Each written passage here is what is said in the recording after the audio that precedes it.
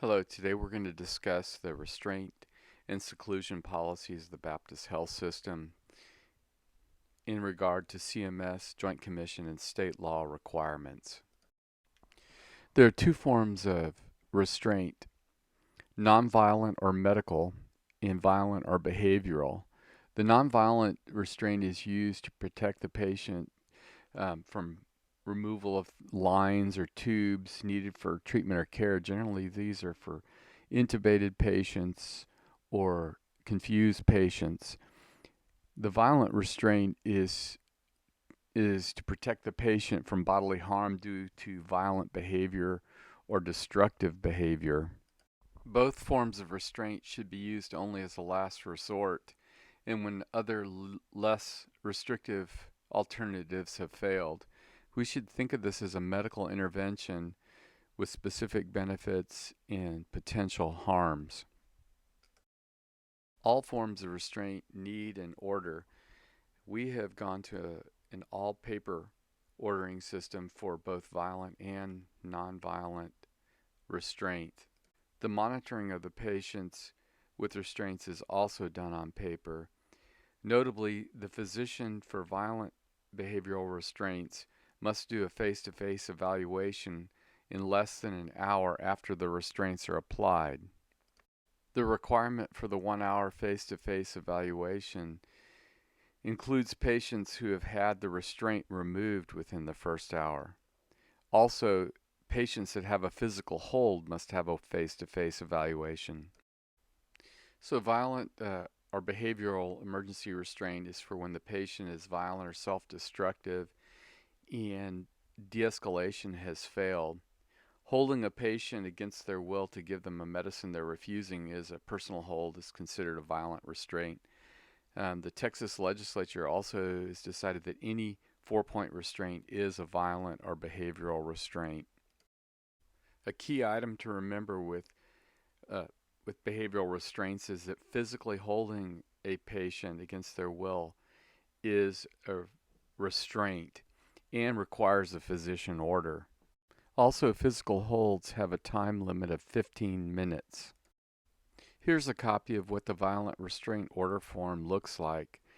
All areas of this must be filled out by the physician. Please note that seclusion and physical holds are included on this. So if the patient is placed in seclusion or has a physical hold, they have to have an order for it. On the bottom portion of the violent restraint order form is the documentation section for the face-to-face 1 hour evaluation, which must be completed by the physician. All areas of this must be filled out, and it includes an area showing that you're assessing the patient for medical reasons for their behavior as well. Violent restraints have specific time limits that are age dependent. These limitations are noted on the violent or behavioral restraint form. Please note that a physical hold can only be done for 15 minutes, and restraints for children under 9 years of age can only be for 1 hour. Violent restraint monitoring also has requirements by the nurse that they have to document every 15 minutes. With a patient in violent restraint, they have to have continuous one-to-one observation, and the whole restraint episode needs a debriefing after the restraints are removed. Here's what the nursing form for monitoring of behavioral restraint looks like. So what happens if my patient in violent or behavioral restraints falls asleep?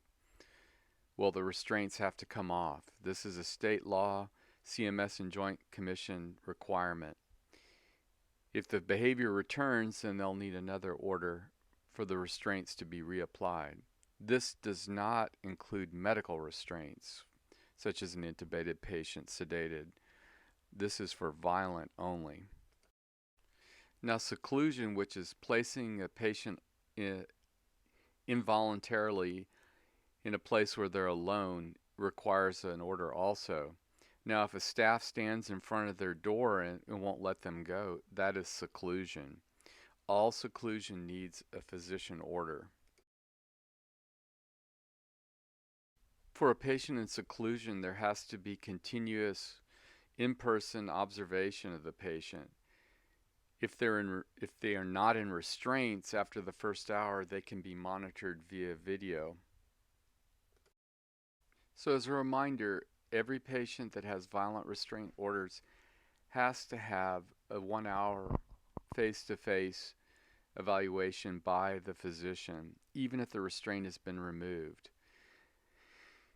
After the first 1 hour face-to-face, the patient has to be reassessed by the physician in person every 8 hours, every 4 hours if the patient's under 17. So we have the medical restraint order. So this again is for patients that are interfering with their medical devices or at high risk for serious fall or injury and are confused. Here's the order form for the medical restraint. And again, all areas need to be filled out on this. And here's the bottom of the medical restraint form.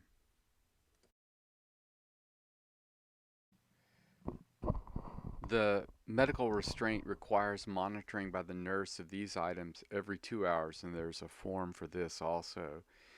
The physician reevaluation for this is every 24 hours, so this is not something the ED physician should have to do.